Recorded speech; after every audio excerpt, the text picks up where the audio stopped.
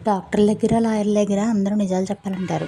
కానీ పిల్లల దగ్గర చెప్పకూడని మాట ఒకటి ఉంది. ఇది హెల్త్‌కి మంచిది తినండిరా బాబు అంటే చాలు నెత్తికెక్కేస్తారు. అలాంటప్పుడు నేనేం చేస్తానంటే నయానో భయానో అన్నట్టుగా ఫస్టు బెనిఫిట్స్ ఎక్స్‌ప్లెయిన్ చేస్తా మంచిగా. వినలేదనుకో తిడతా, కొడతానని బెదిరిస్తా. అప్పటికీ నా వల్ల కాదు మొండికేస్తున్నారురా బాబు అనుకున్నప్పుడు వాళ్ళు నో చెప్పలేని విధంగా దాన్ని ప్రిపేర్ చేస్తా అనమాట. రాగి జావ తాగరు. సో రాగి పిండితో చపాతీ చేస్తే శుభ్రంగా తినేస్తారు.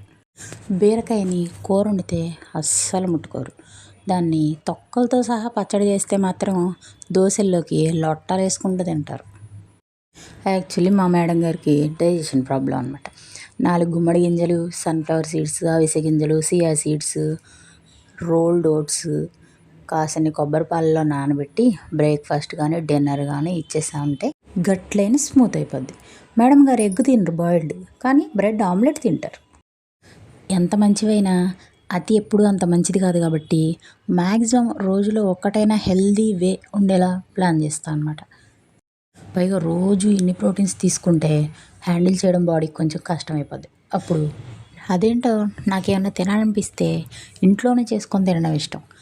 బయట కొనడం పెద్దగా నచ్చదు. పిల్లలకి స్నాక్స్, కేక్స్, బిస్కెట్స్ అలాంటివి కూడా మ్యాక్సిమం ఇంట్లోనే చేసి పెడతా.